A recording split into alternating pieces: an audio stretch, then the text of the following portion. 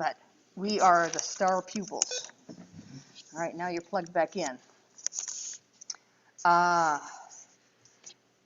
Now the order of the day is the welcoming introductions, and then we have, hi.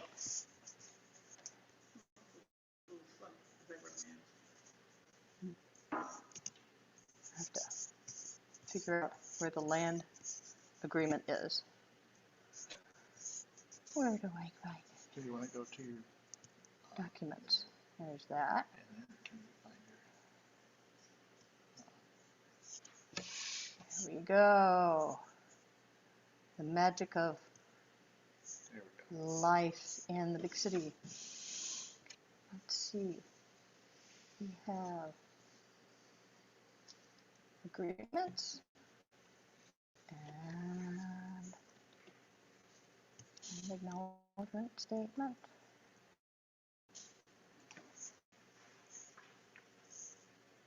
Let's see if I can share screen.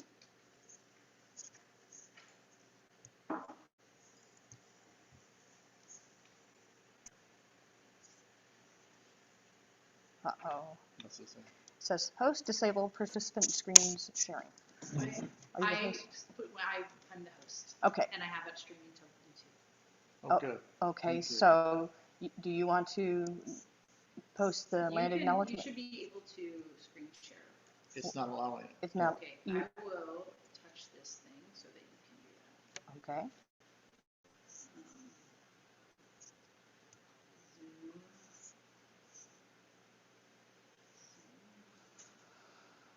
It's bigger.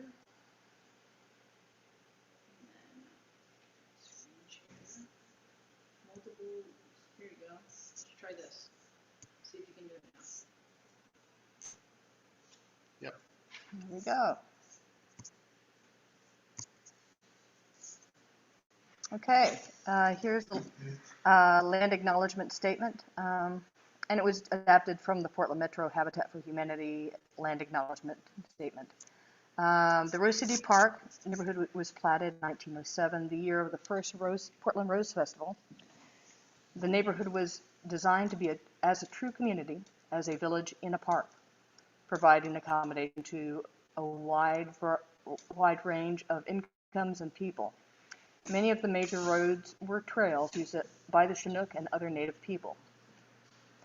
Sandy Boulevard, which bisects the neighborhood from the southwest quadrant to the northeast quadrant, connected Chinook villages from the Sandy River and the Columbia River, which was named Nichiwana in native language, to Willamette River. As a neighborhood, we acknowledge the land that we occupy and its original inhabitants. Excuse me, I'm just moving along too fast. Did I move that on? It was me. Moving back. Sorry about that. As a neighborhood, we acknowledge that the land we occupy and its original inhabitants, including the Multnomah, Wasco, Cowlitz, Cathlamet, Clackamas, bands of Chinook, Tualatin, Kalopeo, Malala, and many other tribes who made their homes along the Columbia River, lived here. Currently united as the Confederated Tribes of the Grand Ronde, the community includes over 30 tribes and bands from Western Oregon, Northern California, Southwest Washington. We acknowledge that this land was seized through coercion, dishonesty, and brutality. We acknowledge the violent history of Euro-American settlement that sought to extinguish the indigenous life from this land. We recognize the enduring influence of that history on our region and its nearly 70,000 Native people, descendants from over 380 tribes living here today. This land serves all people of all races, different races, ethnic and national backgrounds.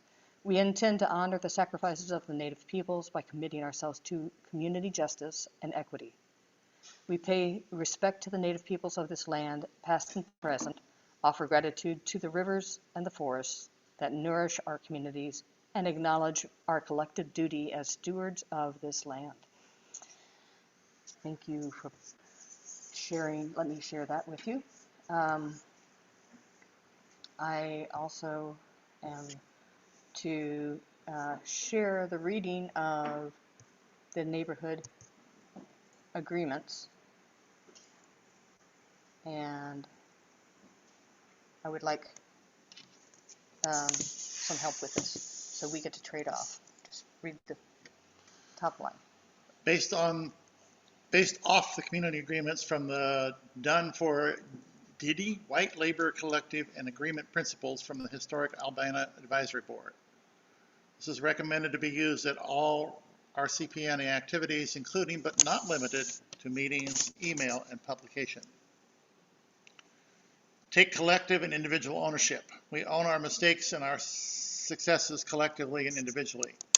We own any harm we cause collectively and individually, historically or recently. Center, prioritize the most marginalized voices. Who is here? Who is missing? Not being in the room means that we have outreach to do, not that we ignore the needs of those communities. Don't imagine a future without us. Lessons from a disability movement that we can apply to this accessibility. Housing type, race, ethnicity, and more. Note that no community is a monolith, that there are many voices and experiences that make up every group, and no single voice speaks for all. Assume best intentions, bring best intentions. We are all here with common goals for betterment of the neighborhood and community. Acknowledge where our privilege falls in line with power structure, race, gender, wealth, etc., and understand how our intentions and impact can be affected by those structures. Ouch and oops. Briefly state an ouch for harm, such as using the wrong pronoun, ouch, and brief oops, apology to swiftly reply and then move on. Take space, make space. Participate while allowing others to participate also. Bring your whole self to the conversation. Your truth has value. Listen for understanding and remain respectfully engaged. Don't just wait for your next opportunity to speak. Try to understand another perspective and position. Deal with issues, not people. Attack the problem, not the person. Don't make it personal. Be willing to experience discomfort.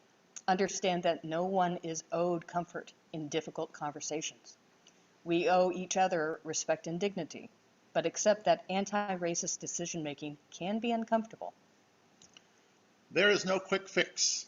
Expect and accept lack of closure and continued work. Okay, thank you very much. All right. You're welcome. The agenda for tonight includes the board meeting minutes, and I think you corrected a date on that. Okay, I had it down for the 2nd of July, and it should be the 6th of July. Then we have the... I've also added the June 8th minutes. And there are the June 8th minutes to be reviewed as well. We have, let me change this around to the agenda document. There we go. So those get changed. Too quick for our end, good. Then we have the Treasurer's Report with a 5-year budget analysis, the CNN LUTOP report and board report. Right now, Don is not here, and I don't think we've had a LUTOP meeting, but we'll see what happens. So we might just, okay, so those two we might be able to skip, save some time. Then we have the board goals that have been refined. Then reviewing the board retreat directives and presentation by the committees to find out what everybody's done so far. And then we have follow-up on concerts in the park. How did it go? Pros and cons, lessons learned. Then under new items, we have complete the roster for the Rose City Park board and our events calendar, followed by the fall general membership meeting topics and speakers, adopt one block program, and then request members' bios for the website. And that's followed by the committee reports. Oh, that's been changed. Are there any changes, additions, or deletions? I have a suggested addition. Okay. You might want to talk about tennis courts. We want to get rid of the Rose City Park. Well, shouldn't that go to the land use? That's fine. If you'd rather do it land use, I don't have a problem with that. But I don't know how soon that's going to take place. Well, When you make that decision, or whether it's down the road a ways or. Well, if you bring it up, then you have to be responsible for the timeliness of when that decision is to happen. So if you can find that out, we can, if it's within this timeline. I read it in the paper, I think it was in the paper a couple of weeks ago, or a week, no, about a week and a half ago, I think. Okay. Can you folks hear that? Stephanie, It can was you hear very what- hard. No, it was very hard to hear, and I don't know who was speaking. I'm sorry, it was Okay. Terry who was speaking. Do we have the microphone? It'd be beneficial for everybody to scoot to one end of the table. Yep. I think if everyone was just kind of scooted down this way. Okay. I was just trying to use social distancing. Terry was saying that You could sit on the that side of the reuse of the park, Rose City Park tennis courts for pickleball and other things is coming up, and he wanted to talk about that, and we don't know when the deadline for comment on that actually is. And I was stating that it really needs to go to the land use committee before it comes to the board. But we can possibly talk about that under new business. Anything else to add or delete? I would like to, I think we can delete the bios on the webpage. We've already asked for that twice. So it can just be a note. You could put a snarky comment on people who didn't drive by. I mean, I think we at the communications committee are making updates to the website, but I think it can just be a note that we don't need to discuss it. Do I need to say it? Your name is on there. Your name is on there. Okay. And then, Tamara, you are not showing the agenda on the Zoom meeting, so if you want to show the agenda. I'm not? It says I'm screen sharing. You are screen sharing the neighborhood agreements. Ah. I just figured it was showing this. So did I. Super hard to do.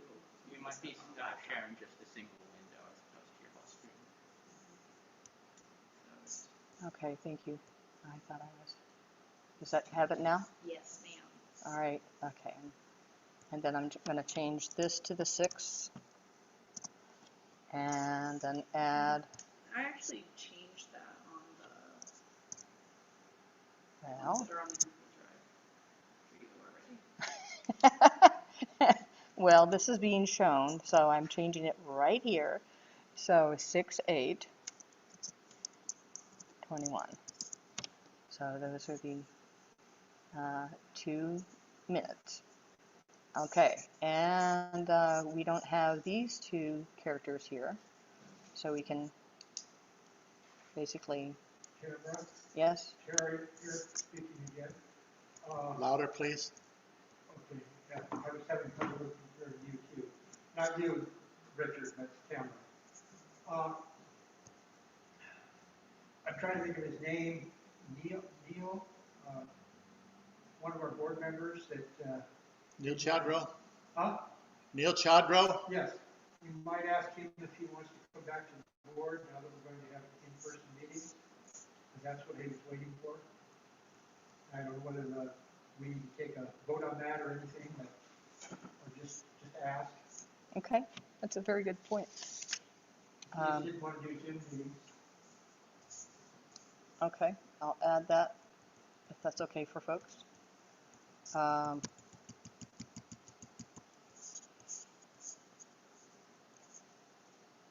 and I'll just put it in here.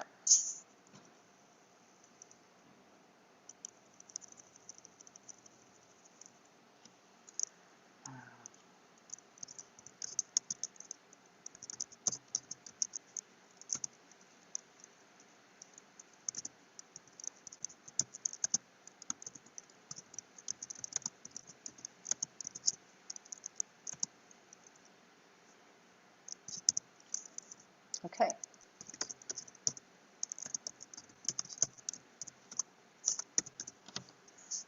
All right.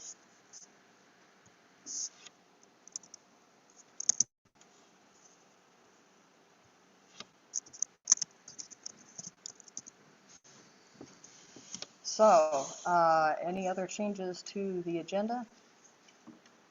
If not, can we go ahead and approve it? So move if we need to, this Richard. Okay. Second. We've got Richard and seconded by Jennifer. All those in favor say aye. Aye. Aye. All those opposed, same sign.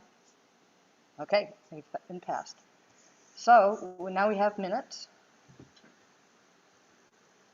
Jennifer, are the minutes available to me? The board packet? Mm-hmm. Are they in there? Okay, let me go find them.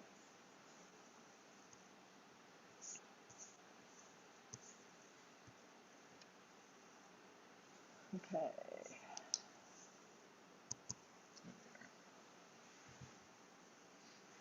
Would you like me to do it? Do you want to do it? I can. I think I just.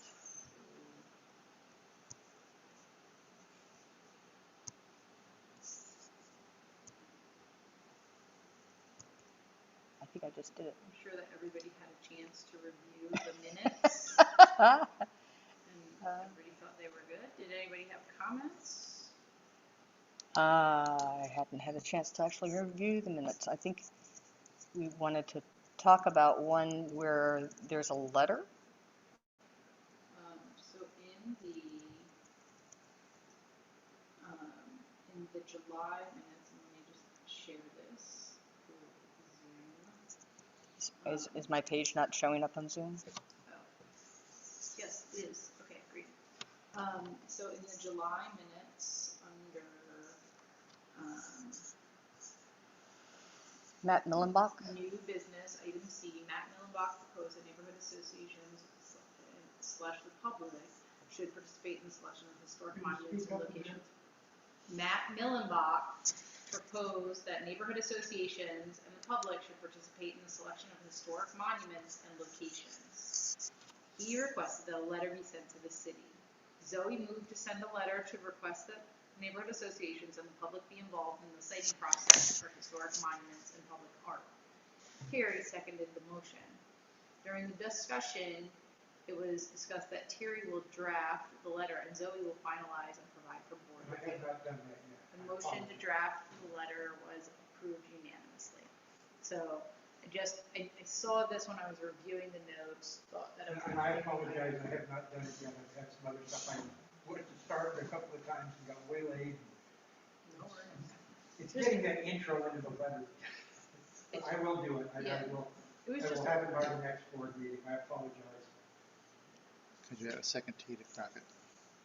so I think that was. A second T? I wasn't here, Yeah, but just a little reminder. I have two And teas in my I'm name. very much aware of it. And I Okay. kept saying, oh, I'm going to do it, I'm going to Make do sure. it, I'm going to do it. And then something else comes up and Don't sweat doesn't it. get done. I have about 40 things like that, so I totally appreciate it. In the July minutes, there's also under committee reports, the Land Use and Transportation Committee. Those notes are really hard to follow during the meetings because it's very quick if you're not familiar with the projects. And so I actually have some blanks. Yeah, I In see here? XX, like the unit on Halsey Street. Yes, I- so I think there was some name of a development, and the statement was there are so many units and 40 parking spaces, more design work to come. Policy? That's what I wrote down. Yeah. Okay, that would be 62nd Halsey, Terry speaking here. 29 bedrooms and basically it's considered 3 units because there's like 10 bedrooms, 2 floors and 9 on the other floor. Right. So that's 29 units and 40 parking spaces? No, there's no parking. This is related, this, and maybe this is a different one, but I have blank units and 40 parking spaces. So I thought it was a much bigger development. Hmm. I don't know what has 40 parking places. Terry speaking. Yes, Richard. I would propose that since we have things that need to be verified on these minutes, that we table this until the next meeting and get the information that is needed. I second that. So that's July. That's July's. So moved. And who is going to follow up? Do I need to follow up with Kelly to We provide need to, that information? we need to let Kelly know we need the information, and what was the other one? Terry needs to do with his letter, so, Right. I haven't forgotten. I know. I just haven't gotten to it. Well, we just need clarification on that part of the document to get it correct before we actually approve it. So I'm good with approving it subject to that clarification on that portion. okay. I would agree with that. So do you want to do them separately? Or We only have one up right now. We have the July, just the July? right. So we can do the July minutes subject to editing. Clarification. Yeah, the stuff under committee reports, land use and transportation, addresses, and correct information about the number of units. Move to do that. So the motion moved and seconded.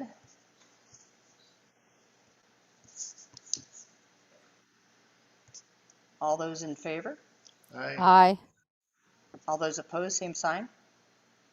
Okay, those have been passed. And now I'm going off and finding the other minutes. It's right below that. That one? It's not minutes.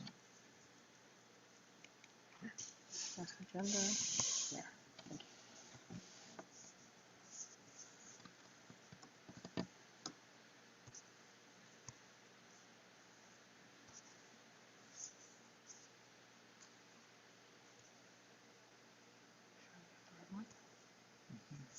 Okay, these are the June 8th meeting minutes. Can you see those, Stephanie? Okay. Are there any changes or additions to that document? I have a question, Terry. This is Terry, yes? Did I not miss that meeting? You were at the June 8th meeting. Or was it the June 8th meeting? Seems like I missed one meeting somewhere along the line. Okay. We've got you in there.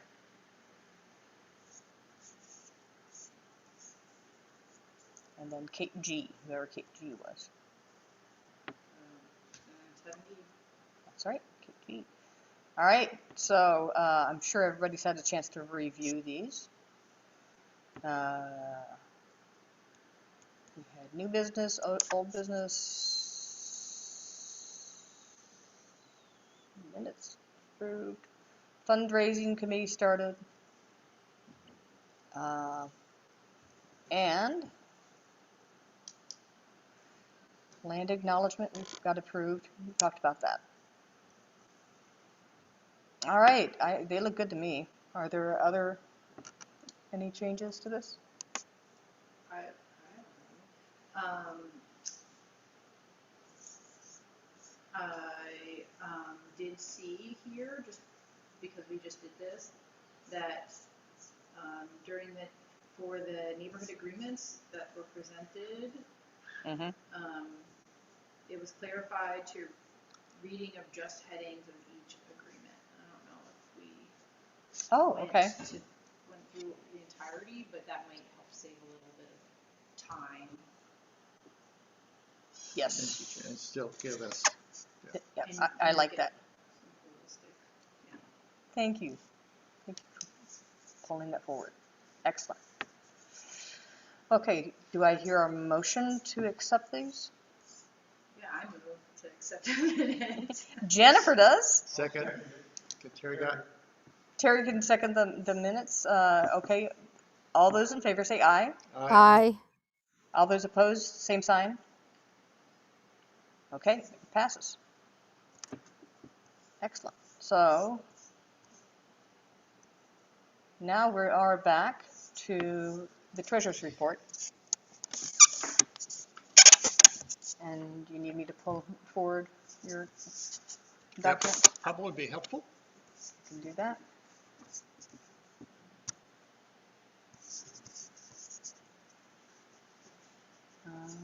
Looking at the treasurer report. That's it.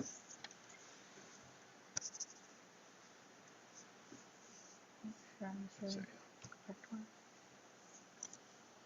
Okay. all right, so the balance on June 30th, this is Richard, the treasurer, was $12,782.41. During the month, we received $328.12, which was unexpected from CNN for community connection funds. We also had a couple of sales of the history book, and then we had our we had our concerts, let's put it that way. The first concert, we took in $1,133.28 from the crowd, and we had no expenses to the performers because Hollywood Neighborhood Association paid them. We got a little bit of interest from the bank, and then we paid LaRonda Steele for our concert part, which was $1,000. And then other items have gone into the bank since then, but it's not part of last month, it's part of this month. So there we are at the end of July. So we had $13,284.35. Part of the Pass the Hat and part of the Pass the Hat from the second concert will be shared with the Hollywood Neighborhood Association. And we have additional bills for sanitation that need to be paid. And that should take care of it. Do we know if we've covered our costs with No. Pass the Hat? No, we have not covered our costs because the sanitation is about $500. So we at least covered the performer, which is fantastic because that's never happened before. We've come close, but it had not happened. We did pretty well, considering all of the hassles that had to take it in, but that's later. Terry. What question, LaRonda said she was going to share some of the tip money? She did. Okay, that's all I wanted to know. Yep. Okay. And then we have the 5-year projection, right? That's next, sure.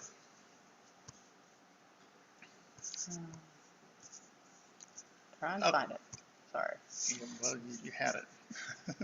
Not really. I have to go out of this document and go to the other document.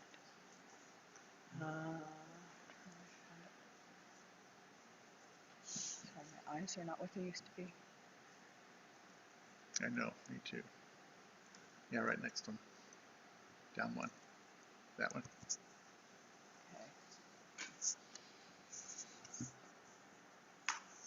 Okay. Can you see that, folks? Yeah. Okay.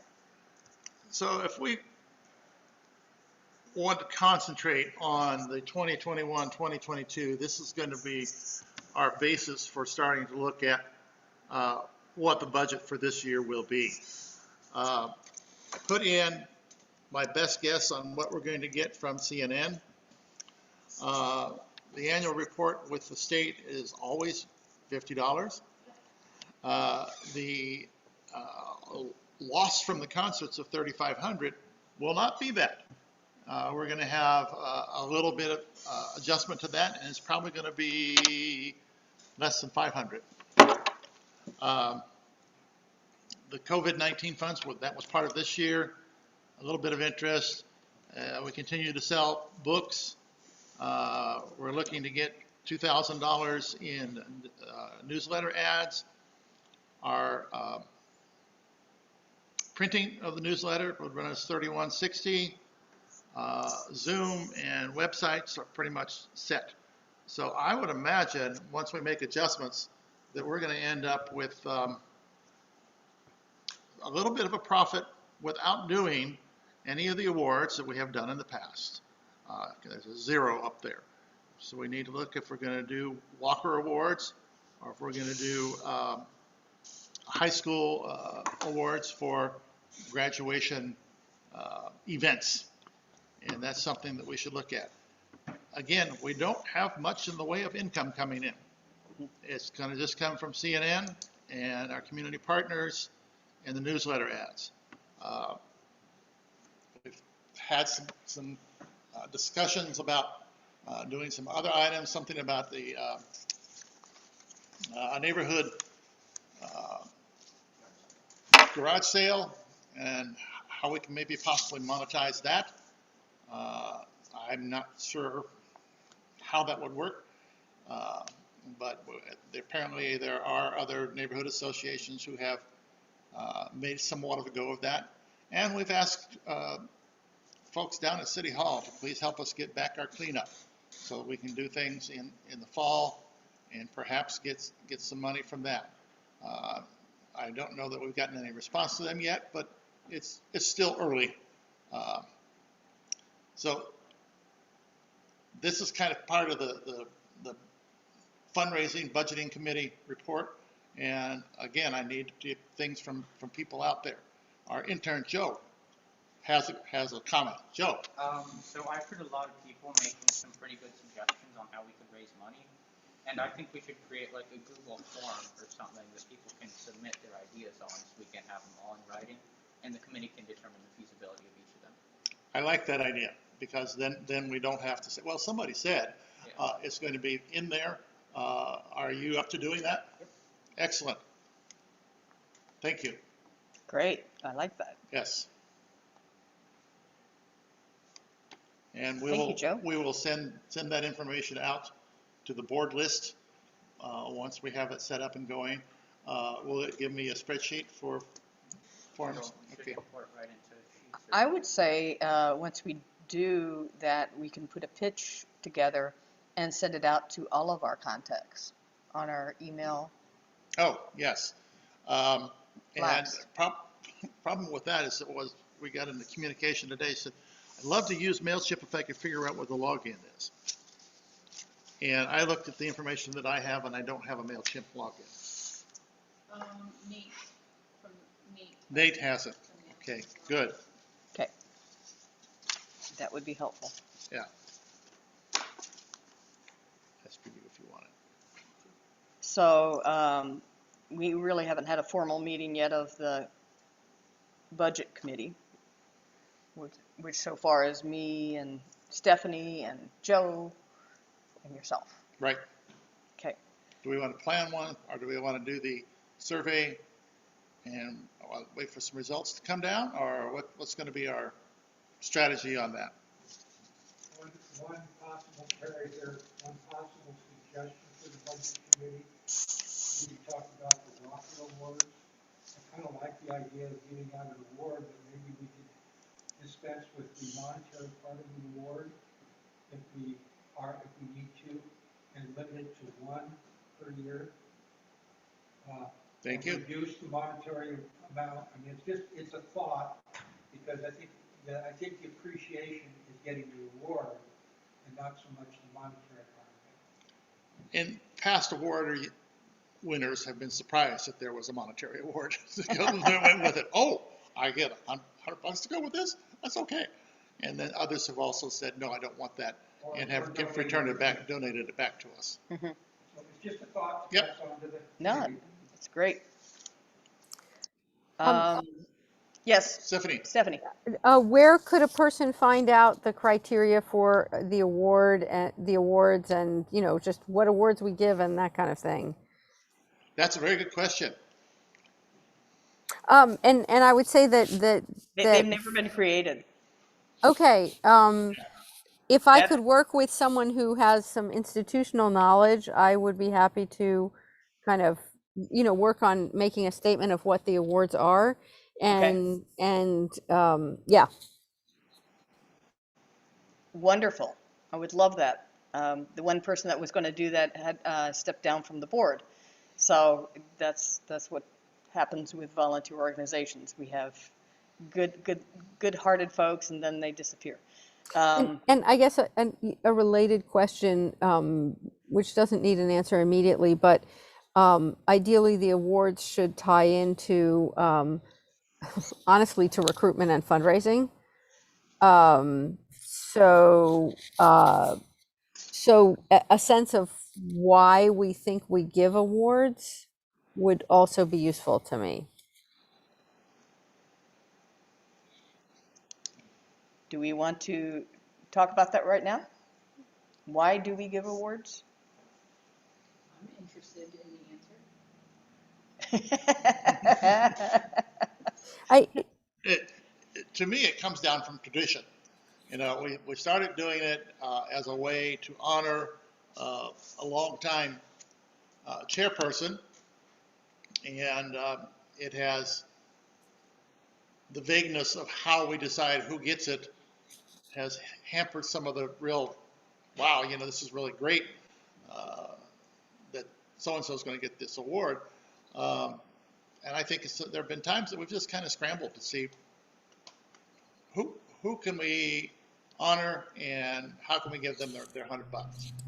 So we definitely need some input on what the history has been and what criteria we're going to be using. Yeah, and I think this is an also an opportunity for diversity, equity, and inclusion. If we do manage to really do some meaningful outreach, it might be interesting to ask people who don't look like us what kinds of things should be rewarded and lifted up. Great. Yes, Terry. Terry here. I've always felt like the award was given to somebody that has given a lot of time and service to the neighborhood association. I made one nomination, I don't know, about 5 years ago, I guess. It was Fred's wife. I can't remember her last name now, but she had worked very diligently on the sales portion of the cleanup for several years. And that took a lot of time and effort. They were there for hours. And that was the reason I made the nomination, because this person had really done a lot of work for the organization. And I think that's the basis of it. Now, there's lots of different types of work, but I think that's the basis of why we did something. And that's why the chairman often was chosen, because the chairman obviously does a lot of work. Yeah, and whether or not that is the basis by which we should proceed is a good question. And I agree with you, because the person who I was going to nominate is Ed Gorman for this year, because he was with the board for many years, close to 20 years, and put in just multitudes of hours weekly. Yes.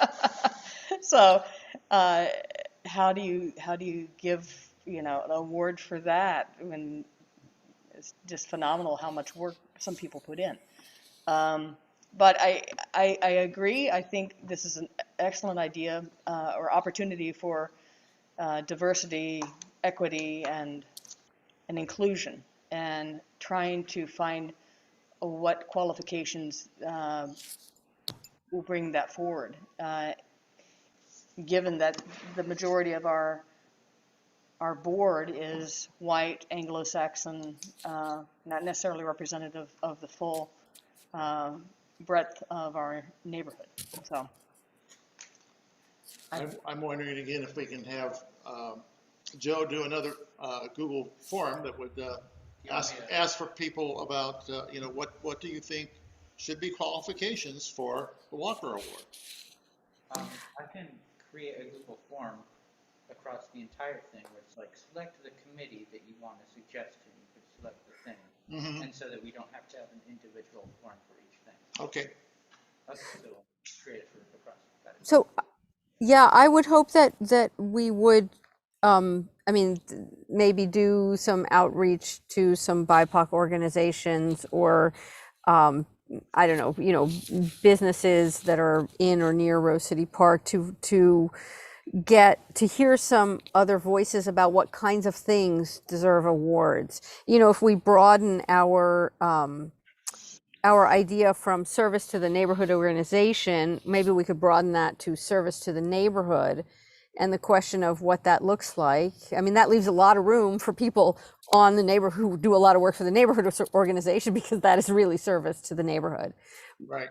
I'd love to see a broader sense, though, of what other kinds of things count. mm-hmm. This is Jennifer. There also were awards. I think this is where they fell. Right, awards given to Madison High School, or now McDaniel, but formerly Madison High School, and to Grant High School to support certain activities that they put on. So I think in the past we supported the Grant High School Constitution team and the Madison High School graduation celebration. So it wasn't, there's more than just the Walker Awards in there. Those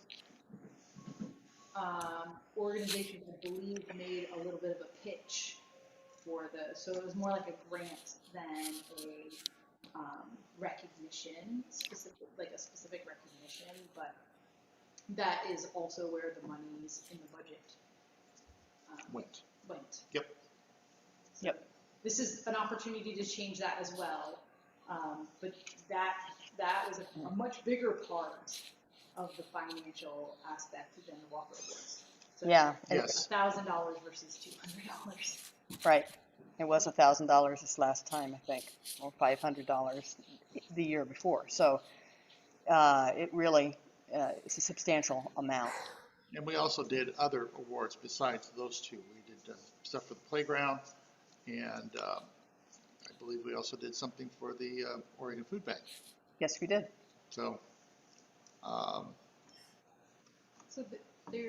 it's not, so it's not just internal, but I like your idea, Stephanie, about bringing that award to the larger neighborhood, and this is something that we can actually put out in our newsletter as somebody who does a lot of work for our neighborhood, and then, depending on who wants to be the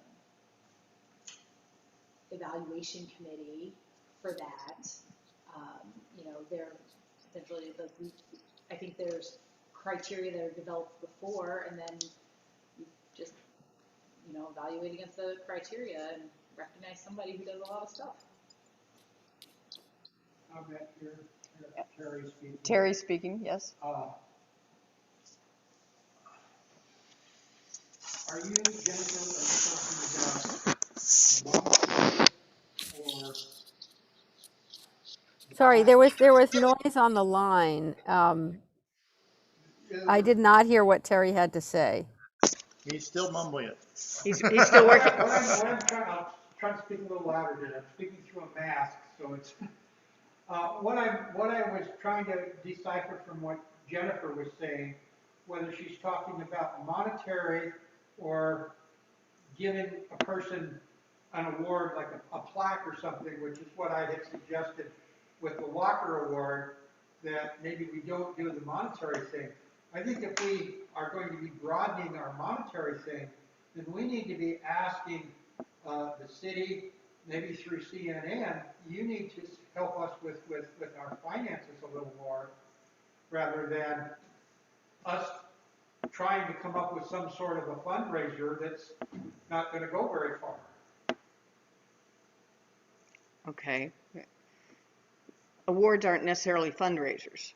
No, but awards, what I'm talking about is that it's our fundraising that has helped support the monetary part of the award. We don't have the fundraiser, we don't have the money coming into our treasury for it to go out into an award.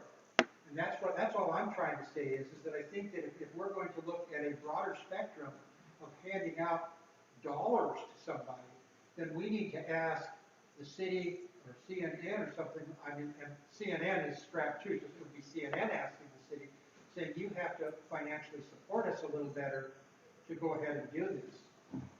So if I can clarify, I was not suggesting that there be more money put into awards, but that there be a change in the way maybe that we think about who gets the awards or grants. And then the other thing is that if we do it right, I think that the awards can really help with the fundraising, whether it's fundraising from the neighborhood or fundraising from CNN.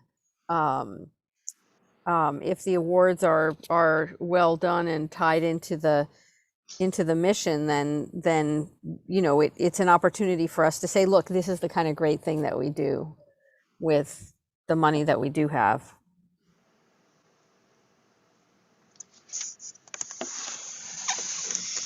I think it's a great opportunity.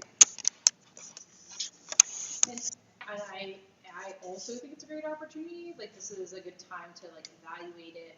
I think that discussion, that greater discussion, probably belongs maybe in a committee. I'm not sure which one, but it's a lot of work to hash out. And I think what would be great is, and we can maybe like this. Maybe this is the decision this group can make, is like what committee maybe should do that, but kind of come up with some plans or some suggestions, and then bring that to the board for kind of like the next step. So I don't know if that belongs to budget, like it's in the budget, or maybe it's in events, because it's like kind of a component of like what we put on, and maybe it like kind of goes into like hosting. I mean, it doesn't fit to communications. It doesn't fit really to land use. Well, it kind of does fall into the budget committee. If it's a monetary type thing. Except that it's a kind of a ad hoc subcommittee that's not super official. Right, exactly.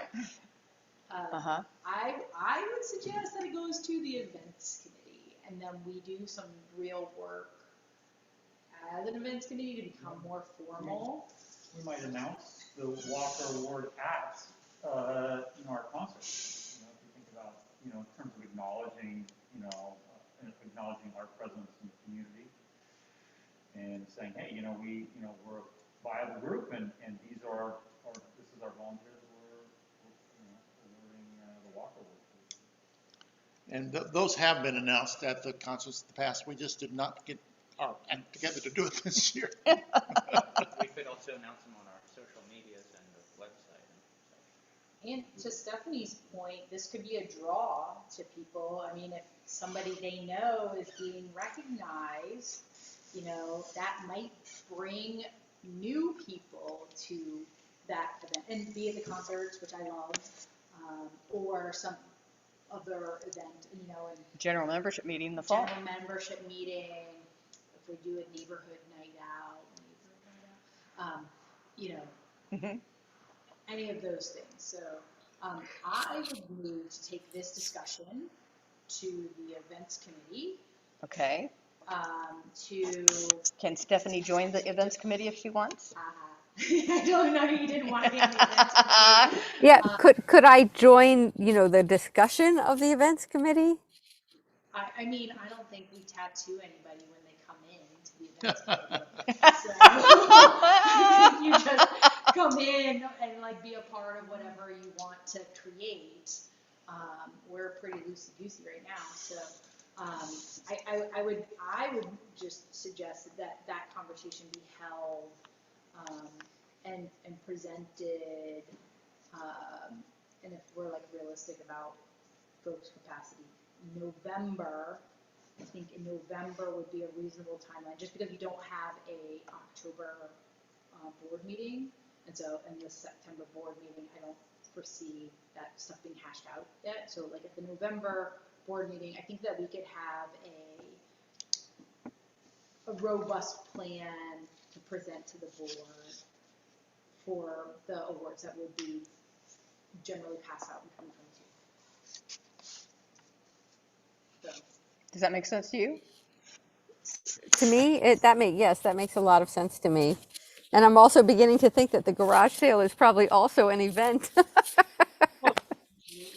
I Yes, may it have to is. join the event committee after all, but I would just make some firm boundaries of what kinds of things. People have different roles, right? Some people are back of house, and some people are front of house. Yeah, exactly. There's those of us in the front, those of us who get everything done in the back. It's, Yes, Terry. Yeah, Terry here. I would like to see somebody from the budget committee also be involved with this. I mean, if there's somebody that's on both committees, That is already taken care of. that's, okay, Richard. Richard's in both, and now Stephanie's going to be in both. So I think we really need somebody that knows our budgets on there, so that if money starts talking, and, right, Richard's I thought there. Richard was there as well. So Joe has his hand up. Yes. Event sounds pretty fun, can I be honest? Yes. Absolutely. Joe, please be. You and you. Everybody on the events committee. And don't worry, even if you're not on the committee, you can still help out at all the events. Yes, you can. It's not separating. Okay. Okay. So we are way behind on schedule. It is 7:59 already. But we got a lot of good stuff talked about because fundraising is a very big issue for us, as is evident. And how we spend our money has been very loose. And it has, it's just one of those traditions. We just have done it off the top of our heads. And I think having a better handle on not only our finances as far as how we're going to get money in, and maybe diversify, as they say with stocks, and not just go with one thing that can be taken out, like a cleanup. So those different things are all very important for us to hammer out and get a better program, policies, some sort of written document of the criteria. I love it. Absolutely love it. Thank you so much. So at this point, we also need to move on to the board goals, as Jennifer has been working on. And she pulled together a snazzy presentation. Let me see if I can pull this up for us. Do we need to make any motions on this committee before we move on? No, it's just a suggestion. There's no decision. Okay. Did we schedule a fundraising committee time or day? Events? Fundraising, sorry. Did we schedule a For date budget? For a budgeting, a meeting? No. Okay. No, not yet. Okay. So that's still open. All right. Look at that, it's easier to read.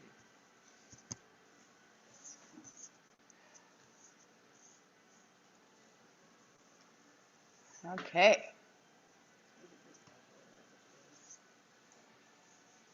Take a tour. No, I don't want to take a tour. Go away. All right.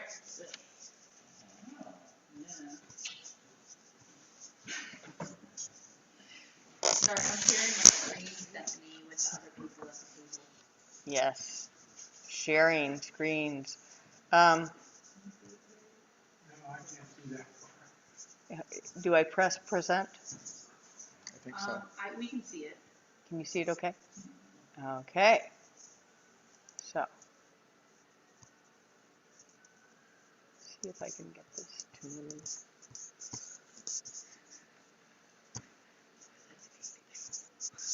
Do you want to be in control? No, this is my tiny child computer. Okay. How do we get that to?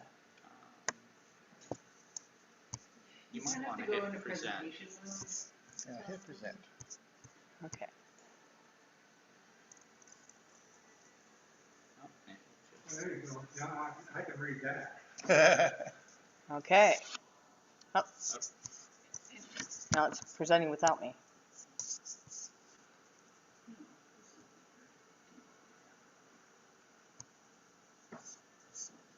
Okay.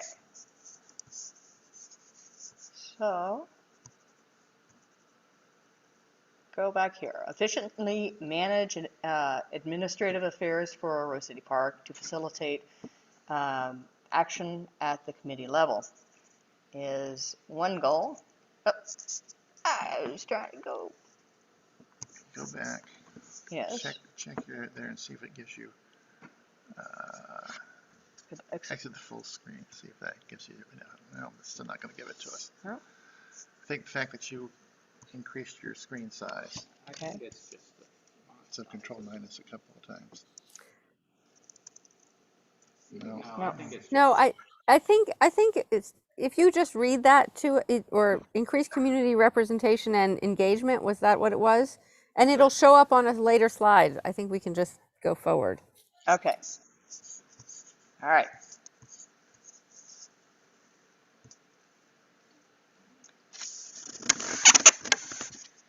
Okay. Do you want me to talk through this? Yes, Since please I wrote do. it?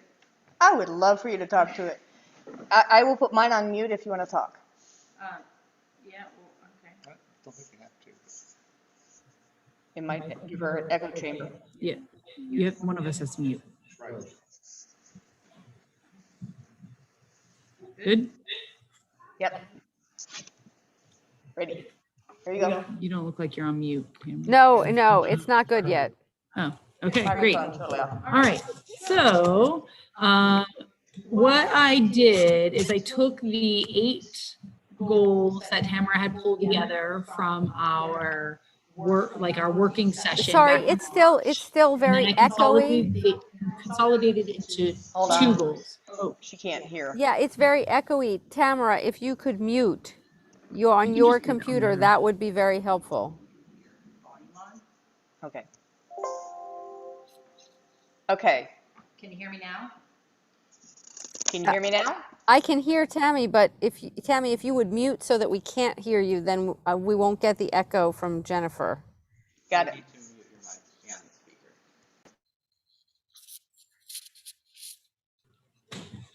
Okay. You have to turn off your speaker.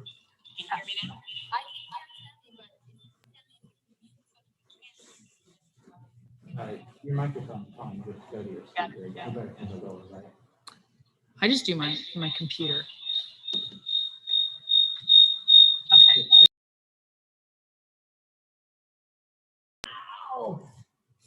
Okay. Okay, can you hear me now? Okay, great. So what I did is I took the 8 goals that we had presented at the last meeting. Did you turn your computer back on? Perfect. Yeah. Yeah, you did. And make sure your volume's up, Jennifer, so we can hear that. Okay, great. So what I did is I took the 8 goals that we presented.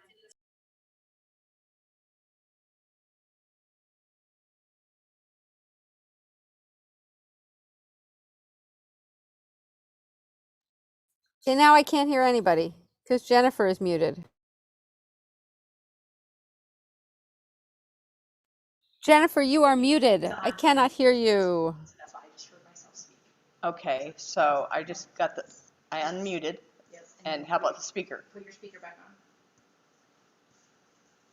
on. Okay. All right, are you there? Can you hear me now? Can you hear me now? All right. It's because I apologize. I am also pushing live to YouTube, and there's about a 15, 5 20 to seconds. 15 second delay. So it's very confusing, and I can't handle hearing through that. So I took the 8 goals that we presented and we walked through at the last meeting.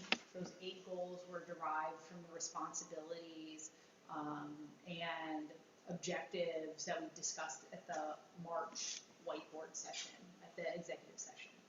And then what I did is I tried to consolidate them into 2 goals. So we will literally have 2 goals for our board. This is just proposed. So one is to efficiently manage administrative affairs for RCPNA to facilitate action at the committee level. This looks like developing effective meeting agendas that address concerns are interesting to constituents. Board meetings are within the scope, delegate actions to committees with approval at the board level, general meeting speakers and topics are timely. This also looks like review and approve annual budget. And we can like, because that's what we approve, the treasurer report's just kind of like an action, we don't approve it, right? The other things that fall under that is creating ad hoc committees as necessary to support short-term objectives. So bylaws update, fundraising, to the extent that those don't fall into some other item, and then prepare for meetings to be ready for discussion and decisions. So this is just, in a way, the real work will be done at the committee level. It's already being done that way. It just makes it a little bit more clear that there's an expectation that when people come to the board meeting, decisions get made, and ideas can be discussed, but decisions are generally going to be made here based on recommendations or other actions that are happening elsewhere in the organization. I did create some metrics for each of these goals. So metrics, board meetings occur as scheduled and are attended by at least 50% of the board. We basically need that to happen for quorum. All agenda topics are addressed, and so this is just making sure that we manage our time and get through all the work that we need to do. Actions and decisions are made for 80% of old business, new business items. And so for a while, my thinking here was, for a while we like to kick decisions down the road, meeting after meeting, and so the goal would be to put items on the agenda that we're going to address, and this goes back to that defining our scope and making sure we're being really tight to what our purpose is. So we are, such as kicking things into the events committee. right, but that's that's in there, like, yeah, push it to the committee, make them do the work, and then we come back and make a decision on whatever they create. Yep. And then general meetings draw at least 30 people, either in person or online. I chose that number out of the thin air, so I don't know if anybody has feel for like how many people. I think we have had anything from 1, 2, 3, 4, 5, 6, 7 people to 100 people at some of our really well attended general meetings. Right, and part of that is the digital divide. Having Zoom general membership meetings is not nearly as easy as doing a gathering where food is and speakers are there and you can talk with your neighbor. But this is achievable. We had over 30 people at one of our general meetings. So I felt like these were achievable. I'm open to suggestion. If these don't feel that way, they should feel like an oomph of a stretch. Actually, that seems like a low number to me. We've had 60 and 100 people, I think, at some of our meetings when we've had a topic that people really want to talk about, whether it's RIP or, or whatever. I would say let's shoot for, a little bit higher, maybe 40 or 50. I would think that would be the goal. Doesn't mean that we make it every time, but I would tend to think that 30 is, given the population of the neighborhood, is pretty low. I'd like to bring up that people are not flocking back to things. like this type of a meeting. And I think as we weather the Delta storm that's coming, 30 is going to be a lot more achievable than 50 or 60. But again, it's a good goal to go for. I think at least 30. Why don't we hold it there for now? We can always move these. Yeah. Exactly. Yeah, I think the crucial thing is to have the number, and then a year from now, you know, you can't manage what you don't measure. We're measuring. I think we should be happy with that. I love measuring things. I love metrics. And I believe, Stephanie, that's your jam too. And so then our next one, do you mind switching the page? I don't mind at all.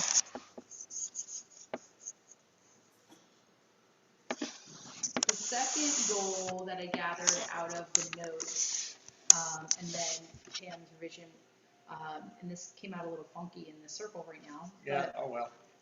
Increased community representation and engagement. And I feel like this, it changes the focus of where we've been. This encourages us to move in the direction that we are interested in. I think this is language that we've been using for a long time, and we say like we want to engage more neighbors. I created, and like I said, this is draft. This is me making this up at night by myself.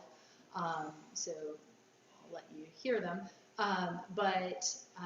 You know, maybe this gives us some metrics and some formulation on how to do this. So increased community representation and engagement. This looks like providing a forum to discuss local issues and ideas. I think that was like one thing that we like to think that we do fairly well and want to keep doing that. Define and improve neighborhood livability. Recruit members of underrepresented groups to board and committees. So BIPOC renters, businesses, it's really like business owners potentially. And this list obviously could be expanded. Partner with other organizations to host community events. So this could be schools, other neighborhood associations, BIPOC orgs. We can keep filling that in. What does that look like? Support volunteering at third-party events. I think personally, I think a real way to show engagement is supporting others in our community. So not always asking people to come to us, to actually go to them. So one way that we do this or have historically is we volunteer at the Oktoberfest to support our partner here, German American Society. That's something that we've promoted. We could very easily promote other activities that are happening in the neighborhood. So this was my thinking here. To kind of some conversation that Stephanie and I had, survey neighbors to establish priorities. So priorities for the neighborhood association. What do people want? We just talked about this with the awards too. What do we want to recognize? So what support do people want, or what do they want to honor? And then conduct outreach to increase board representation. Really actively pursue what does this look like for us. So metrics that I put in here, obviously open for discussion. Publicize and host roundtable discussions about local issues with focus on serving neighborhood in a positive and inclusive manner at either one general meeting or 2 board meetings. Increase number of board members from 11 to 15 by May 2022. I mean, it really is like a 40% increase, but it's only 4 people. So it's like not wholly unattainable. Mm-hmm. Coordinate partnership with a new organization for at least one general meeting or event. So I love Hollywood Neighborhood Association. I hope we can keep working with them, and we should talk to somebody else too. So it could be Cully Neighborhood Association if we want to stick with the NAs. They're a different and close neighborhood association, or it could be some other third party. I just want to throw that out there. And then the other thing that I put on there is every board member volunteers for one event led by an organization for diverse communities. And I didn't know how to maybe properly word this, but this goes back to supporting our neighborhood by supporting organizations in our area, you know. And I think you get support by showing support. And so that's kind of where that came in. I'm open. This is all, and then what I did is I just included slides from that we previously circulated for responsibilities. Yes, Stephanie? So I would add as a metric, as something that we should track, is how our board compares, the demographics of the board compare to the demographics of the neighborhood. That's not something we're going to achieve, even in a year, but I think it's really important to measure it so that we know where we're falling short in, and I think, there's race, but there's also age, how many, families with kids do we have in the neighborhood? Just, I think we should be aware of where we diverge from the neighborhood demographics. I think that's a great metric. And so I hope I remember to write that down after this. I think that's great. I'll email it to you right now. That would be lovely. And it will be on the recording. And it will be on the recording. And Terry has a question. Well, just a couple comments. One, you mentioned Cully, but depending on where you live in the neighborhood, makes a difference too. I mean, right across the street from me is Madison. It doesn't matter. It was have the screen on. And obviously, east of, above the golf course is Roseway. So, and it depends on where you live. But the one thing that I think might be left out of that when you were talking about, and I try to paraphrase what you said about the different groupings and whatnot, how about the property owners that live in the neighborhood? And I'm specifically thinking of landlords. I know of one landlord that doesn't live in the neighborhood that owns quite a large apartment complex in the neighborhood.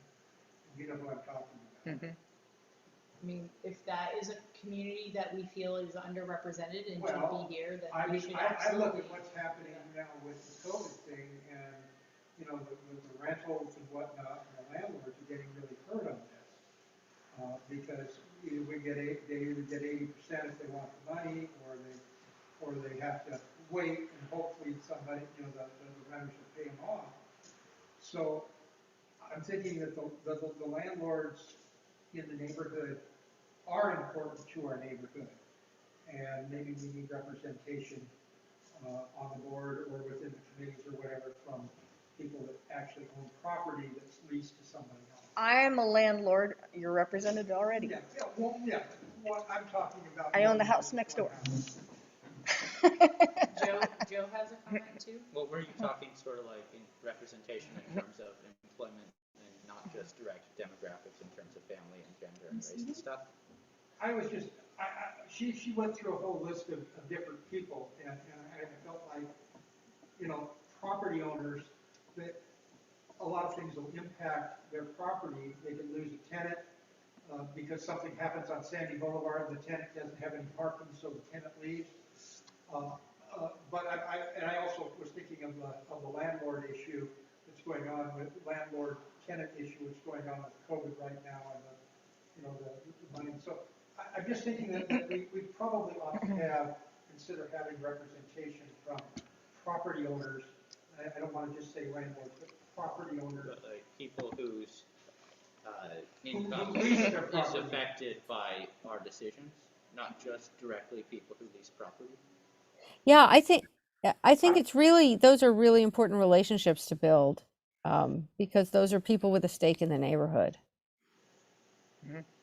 Yeah, and I would just put out, I think the way to address this is, one, I think we need to actively push this out to the board and say, really look at this and think about what we have here and what groups aren't at the table, and then everybody kind of does some specific outreach. Like if you know a landlord, like they, like make that personal invite, to the extent that you know somebody, like that is the warm connection is a much easier invite than the ad in the newsletter that says, come join us. Yeah. because, you know, and so I think it's great. I think we should have lots of different perspectives. They are all really valuable. Yes, Stephanie. I have a belated ouch that I did not say at the time.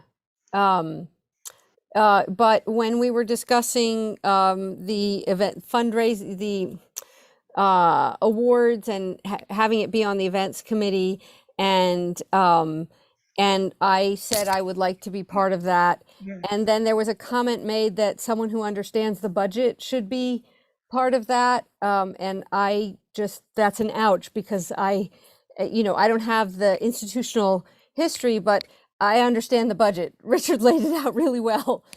And I felt like I was a person who was understood the budget and was going to be involved with the events. And You're so overlooked. that comment was an ouch for me. Got it.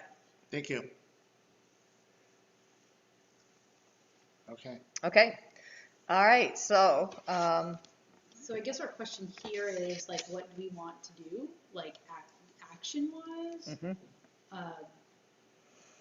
I think, well, the one metric that Stephanie added was how the demographic of the board reflects the actual demographic of the neighborhood. So with that added language under metrics, I guess part of this is do we want to approve these as board goals and as board metrics? I would entertain a recommendation. Yes, Stephanie? I move that we approve them with the addition of a metric to compare the demographics of the board to the demographics of the neighborhood. And that would be under the heading of increased community representation and engagement. Yes. Okay. Got a motion? Do we have a second? A little discussion on that. Well, we can always discussion. Okay. First of all, how are we going to find out what the metrics are and and how are we going to measure that? So I yeah, know there are things available from census and so forth. We need to decide exactly what we're going to use and how important that's going to be to us that we hit whatever percentage it might happen to be. So, so if it's not available already, the 2020 census should be available at some point reasonably soon. And I think the metric is not, the point is not to try to, not to set a goal of having the board reflect exactly the demographics of the neighborhood at any particular time. I think the important thing is to measure it and to be aware of who is not well represented on the board, and for that to inform what we do. Does that clarify? It does. Thank you. I agree. And Joe, you had your hand up. Oh, I was going to say 2020 census. Yeah. Okay. More discussion? No, Terry here, it seems difficult sometimes to get somebody that's a little bit different on the board. I'm searching for words here. I'm thinking specifically of where I live, and my next door neighbors for the last 40 years are Asian. Vietnamese to be exactly. Unfortunately, he's going into surgery, and I don't know if he's even going to come out at this point. But they've never had any interest in participating. And I just found out yesterday, I think it was yesterday, yeah, it was yesterday, they've got about 30 cousins that live, I don't know if they live in the neighborhood, that live all over the city, and they're getting their own support from their basic families. I see cars coming and going all the time, and I was talking to the son-in-law yesterday, and he said, oh yeah, that's so-and-so, that's so-and-so, that's so-and-so, and oh, they've got about 30 people, that are supporting and when I say my neighbor, the man, Mhm. the husband and wife that live there, they raise their kids there. But he's not doing very well. And, you know, they've never had any interest in participating. They were members of the Lady of the Bank Church, and I think that's kind of hit them hard because now they have to go clear across town if they go to church. But I think that there's probably a lot of Asians within our community because of the church, and because of the fact that when Vietnam fell, the Ellington, which was then the Rose City Village, housed a lot of those people, and they turned around and they bought property within the close-in neighborhood. I mean, the house across the street's a rented house, but it's also owned by a Vietnamese. Yeah, and so your point is a good one, that we don't have any Vietnamese participants on the board, and the fact is, we need to find out, you know, what would interest them in being on the board, and it's not just that we want them to come to our meeting. We need to find out what drives them and what they want to see this board do that would be of interest to them. So it's a two-way street, you know. Well, I Yeah. understand that. It's not the easiest thing to go out and you know, try to recruit these people, different races or backgrounds to come to the board. That's all I'm saying. Yeah, but would you be willing to volunteer for one event led by an organization of the Vietnamese community? Might be, I don't know. I mean, it would depend on what the event is, you know. Well, that's So it's a long way. I don't know if they have events in the neighborhood. To be honest with you. Well, close, I mean, I mean, they have the church, but. and they do a lot of stuff on 82nd. right. So, anyway, would you be willing? I mean, this would be one of the metrics that is being employed. I mean, it's a possibility. I can't answer that without more specific information. Well, yeah, but if this says every board member volunteers for one event led by an organization for diverse communities, it could be, you know, the rail yard train set organization that you like. You sell trains, and so one of the things. That's two different things, but I mean. But I'm just trying to come up with something that you might know of. Yeah. Stephanie, yes. Yeah, so actually, I mean, looking at these metrics, strictly speaking, some of them are goals, not metrics. So, you know, maybe we want to just keep track of how many board members have volunteered. I mean, a goal is that every board member does it, but a metric is how many board members have volunteered this year. You know, and number 3, how many partnerships with new organizations? Number 1, how many roundtable discussions? Just to turn these. But I think we could approve it as is, and you know, With those modifications. well, with those modifications, yeah, I'm very happy to approve it with those modifications. But I'm also willing to approve it without those modifications, just with the you know, with a kind of general understanding that. It's a working. Yeah, but once they are Okay. written, it's good to make sure that we have it written down correctly, because Yeah. you don't know what the next generation of board members will do with this. That's you true. know? Yep. So, Although this is only good for 1 year. Like the idea is this year's jam, and then you get to Evaluate. evaluate and modify and maybe rejam. Yeah. I will take it upon myself to change them to how many kind of type questions for the metric. Thank you. One other question, it just kind of went through my mind. What is considered, I guess, an organization? I mean, as an example, I served on one of ODOT's committees here about 2 or 3 years ago, the 82nd Avenue Committee. And I would say that ODOT is not a organization led by diverse communities. okay, It's, It affects I diversity. mean, and my thought was, is that, I've applied for various city committees too, never got. Yeah, that would not necessarily work. I mean, as far as, it would be working with an organization, maybe, I don't know. Tenant rights, like if you wanted to do a bunch of tenant rights stuff, that's an underrepresented community, like group in our neighborhood. We have no, maybe, we have few tenants, renters on our board. Mhm. So we're not well represented in that capacity, and so that potentially is it.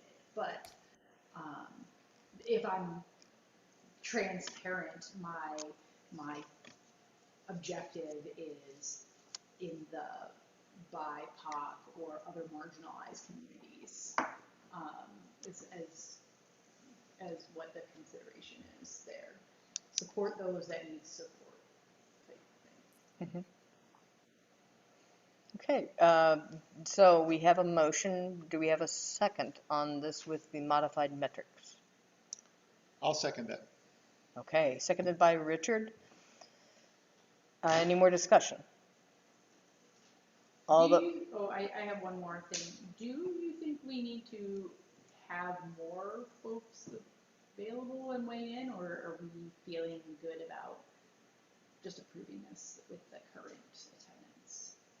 I feel good about approving it with the current attendance. And I can't see you, Stephanie. I hid you. Yes, I agree. I mean, everyone has an opportunity to come to the meetings, and if we actually do stuff at the meetings, that will incentivize people to show up. Yes, it would. Yes. Okay, great. Okay. Cue the dancing girls. Okay. I feel good now. Thank Okay. All those in favor say aye.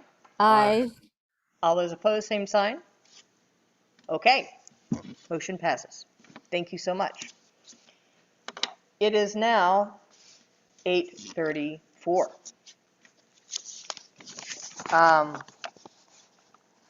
I would like to skip over the rest of the steps for review from the other committees.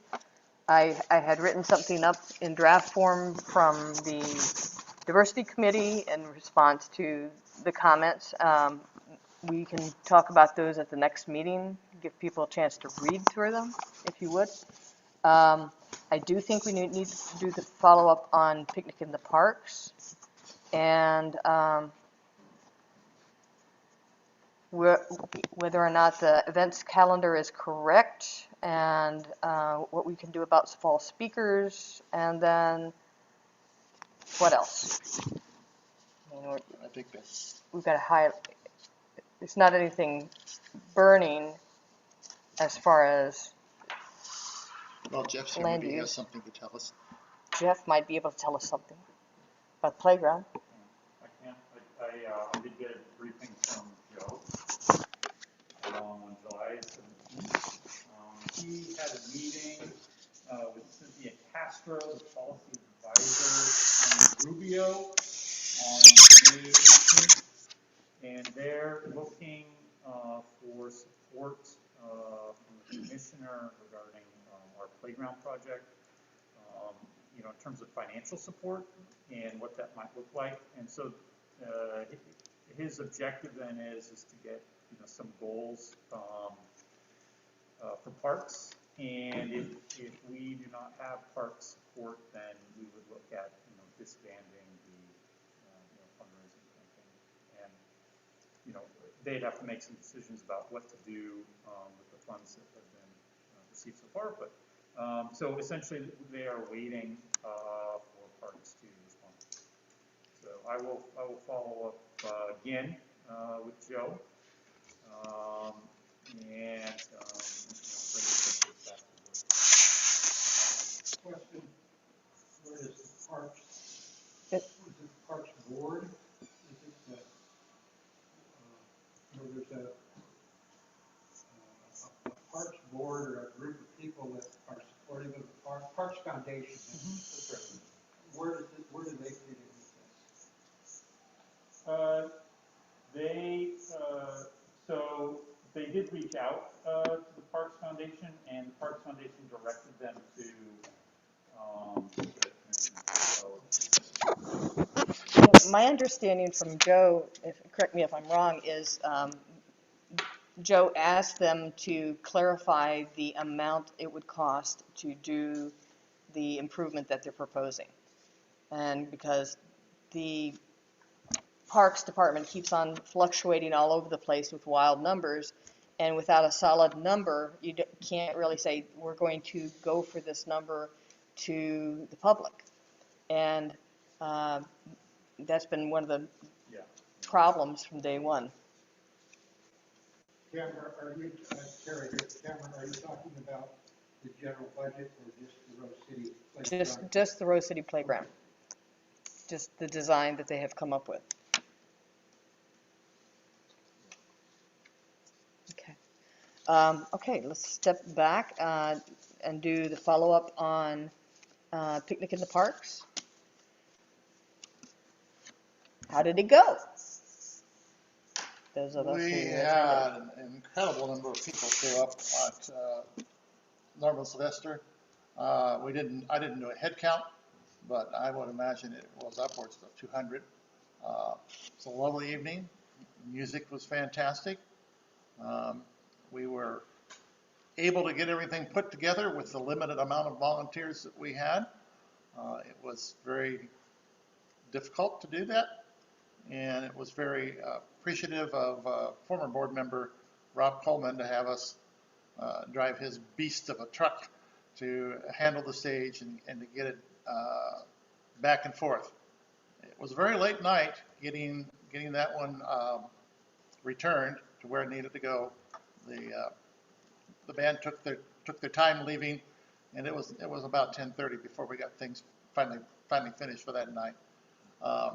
We were fortunate again on the Loretta Steel to have, first of all, the weather moderate, because when we first saw that it was going to be bloody hot, I contacted Rhonda. She pulled the band. She said as long as there was shade, she would be happy. And we knew that there was going to be shade because it worked out really good for Norman. And then the clouds came in, and it was another beautiful evening. But we had a lot of people that didn't show up early. We were a little concerned about the fact that there were not a lot of folks there when we first started hearing music. But again, the people kept coming. I don't think we had as large a crowd as we did, but they did well in passing the hat, and we'll take care of all those sorts of things. Logistically, dealing with the Parks Bureau on getting permits was a real problem, shall we say. A pain in the keizer. And yeah, that's where I was going. And it all eventually got there. I think the fact that COVID and there were less people available in the offices impacted a lot of that, but it also seemed to be like a moving target. There was something, you got to get this approval, you got to get that approval. There was one, you got to get your health department. Why do we need a health department approval for a parks company? Well, you don't. Okay. Hollywood had the same frustrations that we did with all of that. They are really definitely not interested in doing one next year. They just do not have the personnel. They do not have the support. We need more people to come in and take this over. I myself am not interested in doing anything with it next year. I'm really strapped as far as resuming a treasurership of another organization, and I really don't need the hassle, to be straight and blunt about it. Neighborhood loved it. We need more help. And we need more backs. Just literally, we were all four of us, Jennifer, Jeff, and Richard and I, lifting these massive stage parts and getting them into the garage at 9 o'clock, 9:30 at night. Yeah, and we're not as young as we used to be. It won't be next year either. Won't be next year either. So we need more physical support if we're going to keep this up as well. And I was very happy to have the numbers that we did this time. Okay. This is Terry here. Yeah, Terry here. So hopefully we can bring in some younger folks to help out. I mean, we're all getting up there where I can't lift a huge amount anymore and dread getting up on my ladder and doing some of the things I need to do around my house. But as far as the concert's concerned, I just wanted to give you my observations. I thought both of them were great in terms of the music. And one of the things I observed specifically with Norman Sylvester, and of course it carried over to the second concert, was the fact that the lead singers were black and the backup groups were white. And I thought that was very interesting. I did not see anything there that would be considered racist or anything like that. And this is the way I think our neighborhoods should be. I mean, it was, you know, just a group of people getting together, no matter what your background was, your race was, or anything.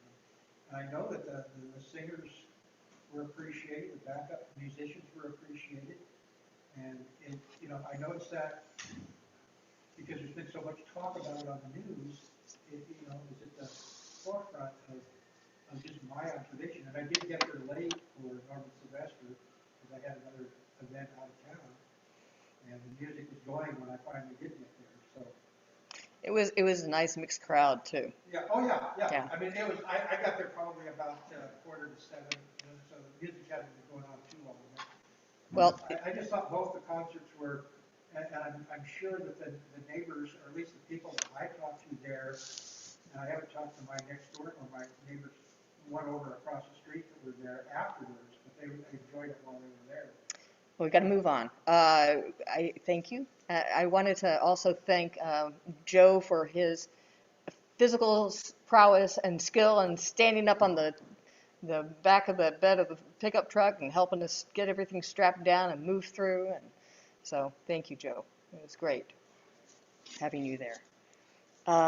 So we've got 15 minutes left. What would we like to do? Cover topics for the speakers for the next meeting? I think that can be, we've got 2 more meetings before that, really. Do we? Yep.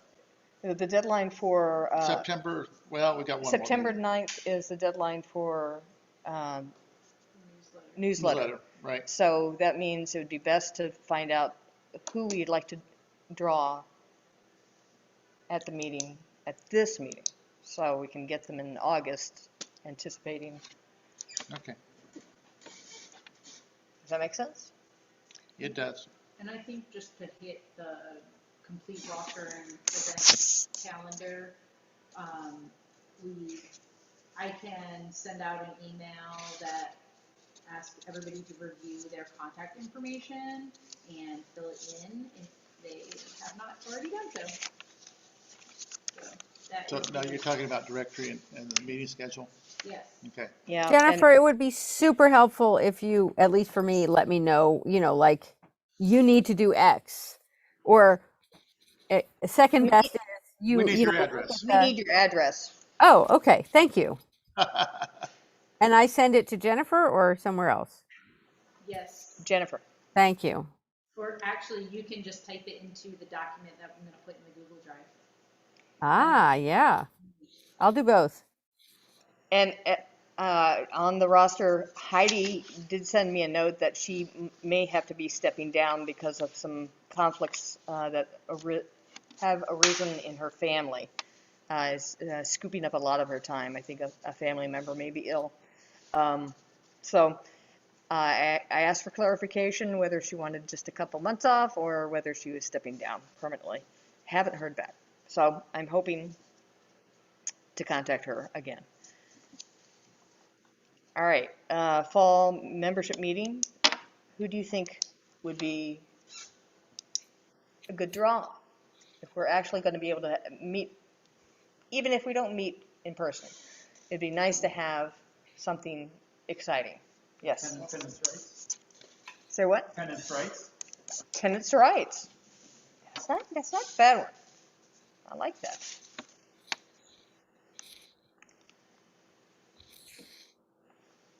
Maybe a panel?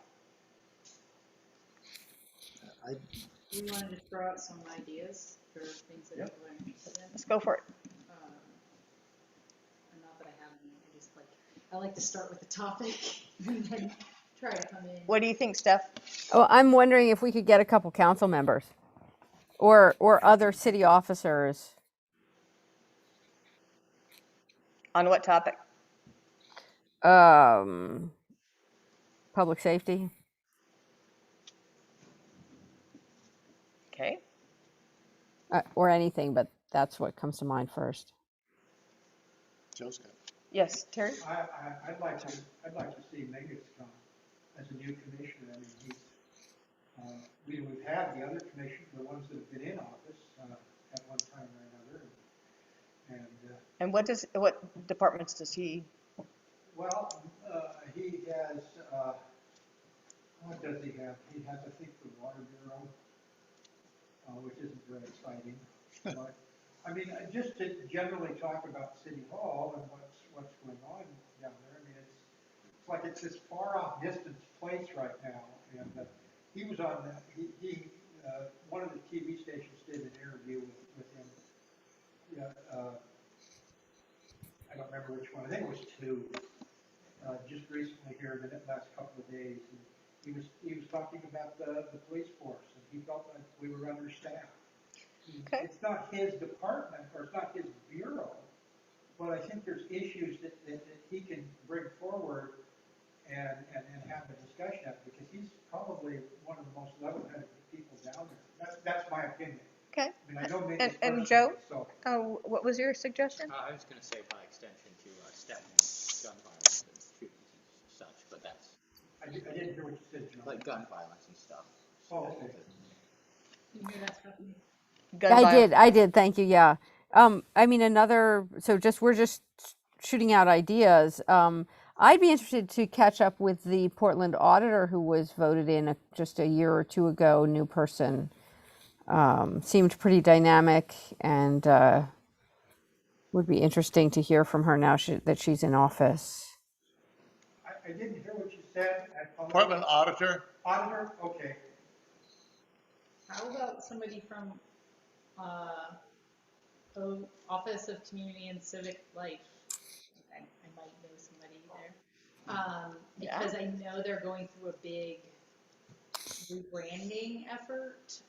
They have, what I've been made aware is they realized there were some missteps, and so they are actively looking to correct some of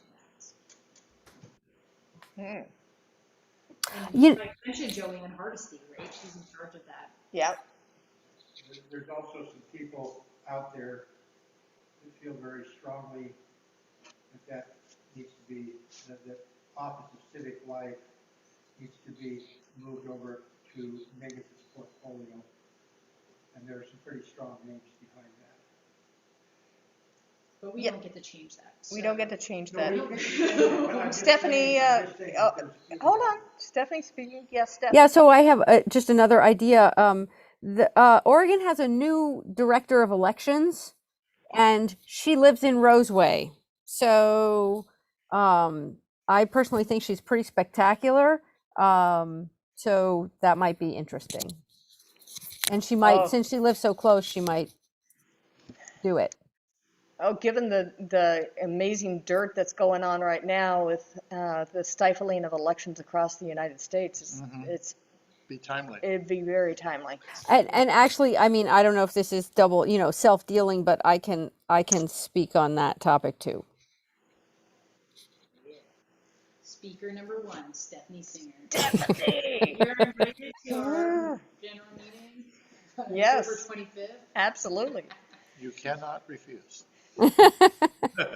Said with tongue firmly in cheek. Show your dynamic mapping. Question? Yeah. Are you looking at having just a Zoom meeting or an in-person meeting? Whatever we can get. I mean, that's, again, you know, we just have to play the cards. Day by day. Say what? Day by day. Day by day. Yep. We'd love to have it in person, but at this point, you know, the in-person might be masked. Yep. And having a combo Zoom masked meeting becomes a little bit hard Yeah. for a group. I mean, we could have you up on the screen right now and be talking at you. If we could get the projector working. You have to get the projector working though. Yeah, I mean, I think we're all going to have a learning curve on hybrid the same way we had a learning curve on Zoom in the first place. So, Right. it would be so nice if we could have it in person, but if we can't, we can't. Yeah. But it would be so nice. It would be so nice. Okay, Director of Elections. I think I like that one. Okay, anything else to suggest? I was trying to look back at some of our past suggestions. So back in March, April, our brainstorm were kind of ideas were Sam Adams, Denise Maps, somebody I can't see. That's Sam. Carmen Rubio. Dan Ryan. Oh wait, it does. Yeah, that just comes off the page. Dan Ryan. That's probably what it says. And then we had Carmen Rubio because parks planning and sustainability are in her purview. And since we have the playground project, which is parks related, and Tamara and others love planning, those are generally popular topics.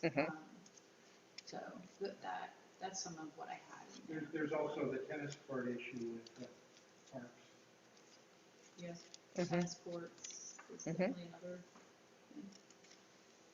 So, I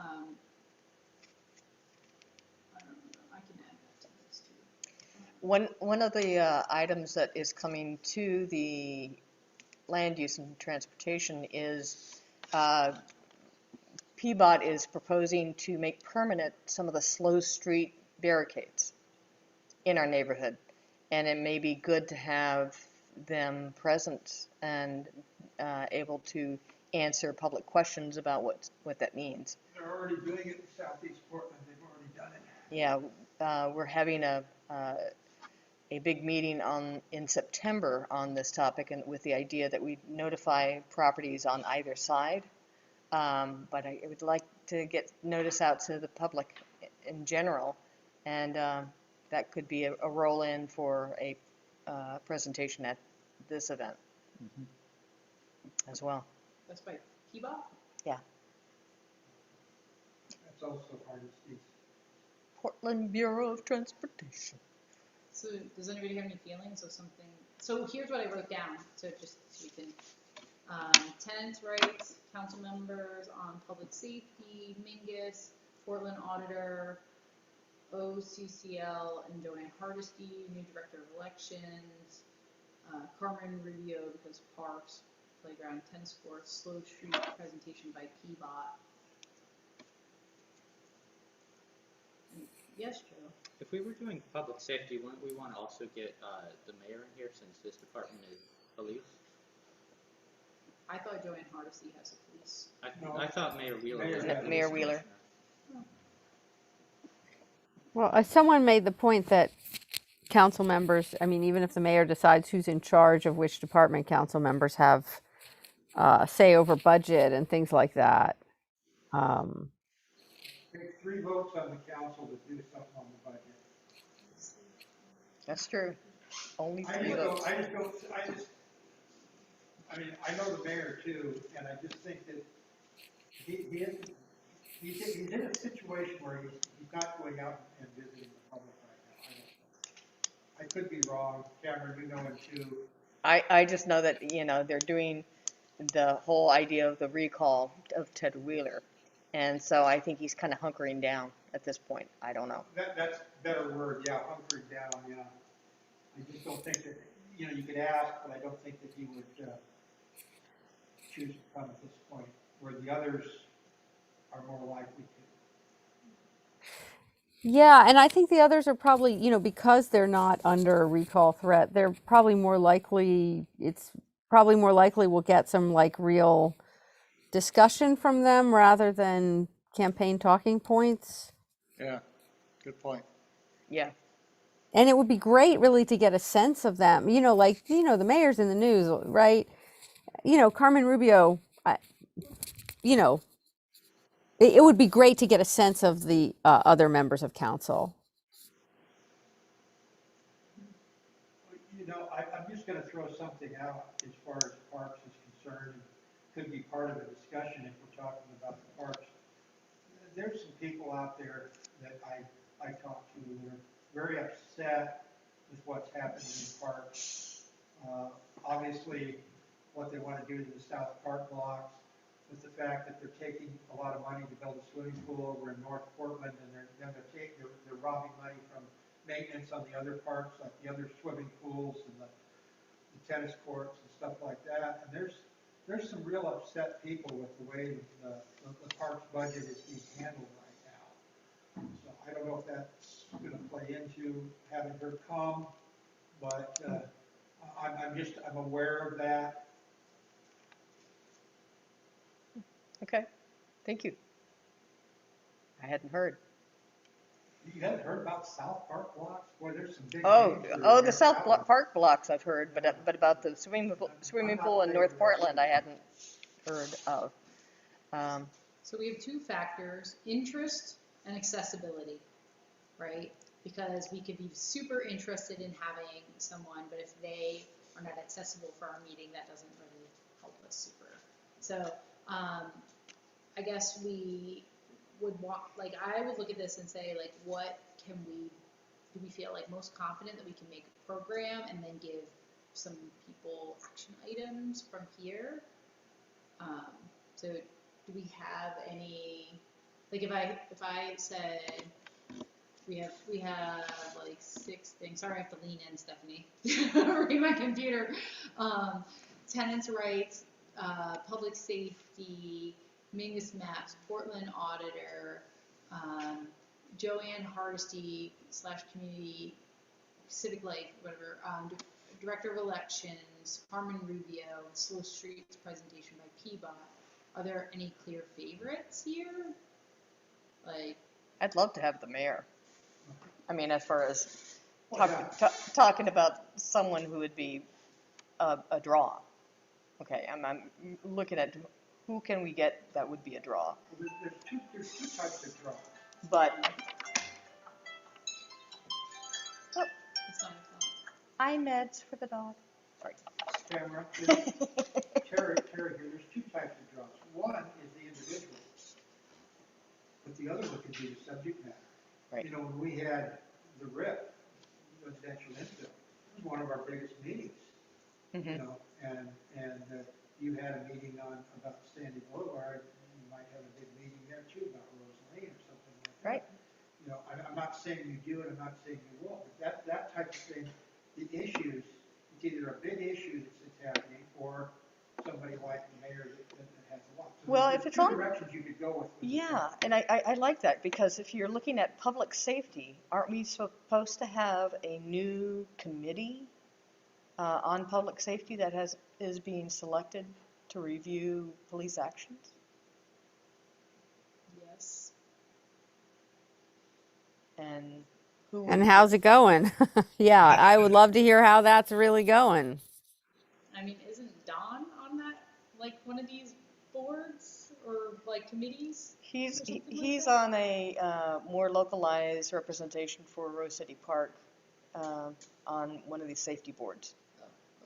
Oh, okay. But I don't know how things are going in the downtown swarm of who's in charge of the police and how that's all working out. I mean, do we feel like our neighborhood's primary concern is around public safety right now? I mean, I wouldn't say that was my primary concern because I just avoid areas that I don't think are safe. there's a lot of safety issues. I mean, in the Ellington, there's been 9 shootings since the city has taken over these apartments since in the last 3 years. I read in the newspaper that somebody that had committed some sort of a crime was picked up on the 6500 block of Halsey. It's just a block around the corner from Well, me. to me, safety is ongoing, and I really am interested about the elections personally, because that is a very near and dear to the democracy of the United States. So that's something that I think could draw a number of folks. Joe? Oh, Oh, come on. well, I was gonna say, isn't the Ellington like just out of our jurisdiction when it Yeah. Speak up, Joe, I can't hear you. Well, isn't the Ellington like just so out, just a little bit out of our jurisdiction when we, isn't it like just across 65th where our border is? Yes. Yes. Yeah, it is, but the point is that, It can affect us. you know, the last big shooting, the cop cars were on 65th. It was just right around the corner. I'm leaning towards Rubio and the Oregon Director of Elections. That would be.